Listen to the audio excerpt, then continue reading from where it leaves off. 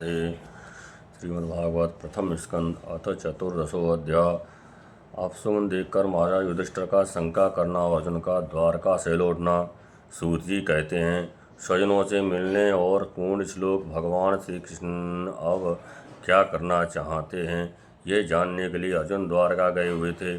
कई महीने बीत जाने पर अर्जुन वहाँ से लौटकर नहीं आए। धर्मराज युधिष्ठिर को बड़ा भयंकर अपशकुन दिखने लगे।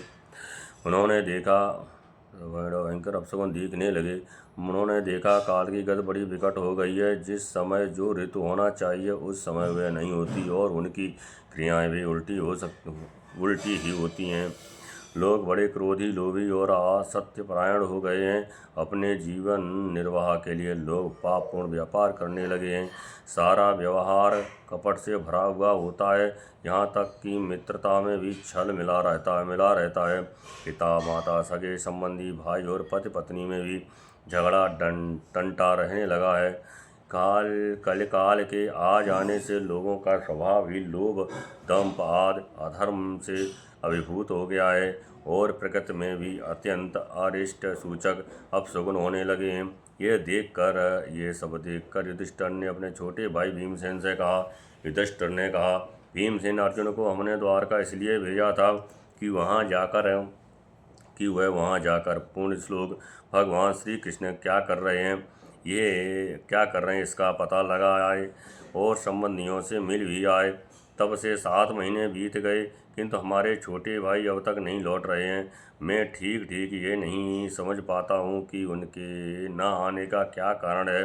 कहीं देवऋषि नारद के द्वारा बतलाया हुआ वह समय तो नहीं आ पहुँचा है जिससे मैं भगवान श्री कृष्ण अपने लीला विग्रह का संवरण करना चाहते हैं। उन्हीं भगवान की कृपा से हमें ये संपत्ति, राज, स्त्री, प्राण, कुल, संतान, शत्रुओं पर विजय और स्वर्गादि लोकों का अधिकार प्राप्त हुआ है। भीमसेन, तुम तो मनुष्यों में व्याघ्र के समान बलवान हो। देखो तो सही, आकाश में उल्कापात आदि, पृथ्वी में भूकंप आदि और शरीर में रोग आदि कितने भयंकर अपशकुन हो रहे हैं। इनसे इस बात की सूचना मिलती है कि शीघ्र ही हमारी बुद्धि को मोह में डालने वाला कोई उत्पात होने वाला है। प्यारे भीमसेन, मेरी बाईं जांघ, आँख और भुजा बार बार फड़क रही है। हृदय जोर से धड़क रहा है। अवश्य ही बहुत जल्दी कोई अनिष्ट होने वाला है। देखो यह स्यारिन उदय होते हुए सूर्य की ओर मुँह करके रो रही है। अरे, उसके मुँह से तो आग भी निकल रही है। यह कुत्ता बिल्कुल निर्भय सा होकर मेरी ओर देख कर चिल्ला रहा है। भीमसेन, गो आदि अच्छे पशु मुझे अपने बाएं करके जाते हैं और गधे आदि बुरे पशु मुझे अपने दाहिने कर देते हैं। मेरे घोड़े आदि वाहन मुझे रोते हुए दिखाई देते हैं। यह मृत्यु का दूत बेड़ुकी, उल्लू और उसका प्रतिपक्षी कौवा रात को अपने कर्ण कठोर शब्दों से मेरे मन को कंपाते हुए विश्व को सूना कर देना चाहते हैं। दिशाएं धुंधली हो गई हैं। सूर्य और चंद्रमा के चारों ओर बार बार मंडल बैठते हैं। ये पृथ्वी पहाड़ों के साथ कांप उठती है। बादल बड़े जोर जोर से गरजते हैं और जहाँ तहाँ बिजली भी गिरती ही रहती है।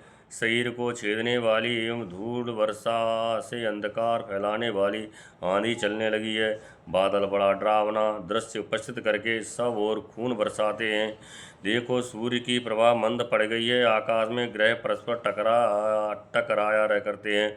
भूतों की घनी भीड़ में पृथ्वी अंतरिक्ष में आग सी लगी हुई है। नदी तालाब और लोगों के मन क्षुब्ध हो रहे हैं। घी से आग नहीं जलती। ये भयंकर काल न जाने क्या करेगा। बछड़े दूध नहीं पीते, गौएं दुहने नहीं देती। गौशाला में गौएं आंसू बहा बहा कर रो रही हैं। बैल भी उदास हो रहे हैं। जय जय श्री राधे। श्री राधे। देवताओं की मूर्तियां रोसी रही हैं, उनमें से पसीना चूने लगता है और वे हिलती डोलती भी हैं। भाई, ये देश, गांव, शहर, बगीचे, खाने और आश्रम श्रीहीन और आनंद रहित हो गए हैं। पता नहीं ये हमारे किस दुख की सूचना दे रहे हैं। इन बड़े बड़े उत्पातों को देखकर मैं तो ऐसा समझता हूँ कि निश्चय ही ये भागहीन भूमि भगवान के उन चरण कमलों से, जिनका सौंदर्य तथा जिनके ध्वजा वज्र अंकुशाद विलक्षण चिन्ह और किसी में भी कहीं भी नहीं है, रहित हो गई है। शौनक जी, राजा युधिष्ठिर इन भयंकर उत्पातों को देखकर मन ही मन चिंतित हो रहे थे कि द्वारका से लौटकर अर्जुन आए। युधिष्ठिर ने देखा अर्जुन इतने आतुर हो रहे हैं जितने पहले कभी नहीं देखे गए थे। मुंह लटका हुआ है, कमल सरी के नेत्रों से आंसू बह रहे हैं और शरीर में बिल्कुल एकांत नहीं है। उनको इस रूप में अपने चरणों में पड़ा देखकर